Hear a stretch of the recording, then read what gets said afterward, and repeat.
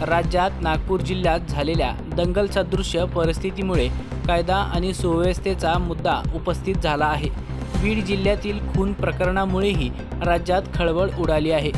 असे असतानाच आता सोलापुरात एका वरिष्ठ पोलीस निरीक्षकाच्या छातीवर बुक्की मारत त्यांच्या शर्टला ओढून धक्काबुक्की केल्याचा गंभीर प्रकार समोर आला आहे।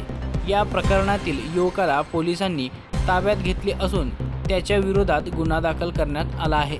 मिळालेल्या माहितीनुसार नाईंट्या उर्फ ओंकार संतोष नलावडे असे गुन्हा दाखल झालेल्या युवकाचे नाव आहे। गुन्हा दाखल झालेला युवक आणि इतर 2 ते 3 इसम यांच्यात रस्त्यावर वाद चालू होता। यावेळी आरोपी हा फुटपाथवर स्वतःचे डोके आणि तोंड आपटून घेत होता।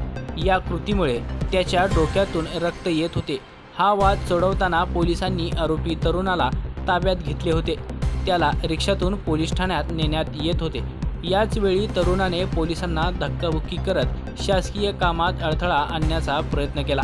पोलीस आरोपीला रिक्षातून घेऊन जात होते, मात्र आरोपीने पोलिसांशी हुज्जत घातली। पोलीस ठाण्यात घेऊन जात असताना आरोपीने पोलीस शिपायाच्या अंगावर थुंकून शिवीगाळ केली, तसेच शर्टाला धरून ओढाओढ केली।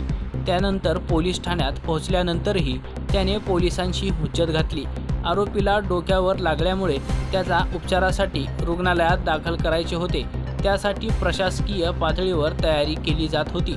याच वेळी आरोपी तरुणाने पुन्हा एकदा शिवीगाळ करून तो पोलिसांच्या अंगावर थुंकला।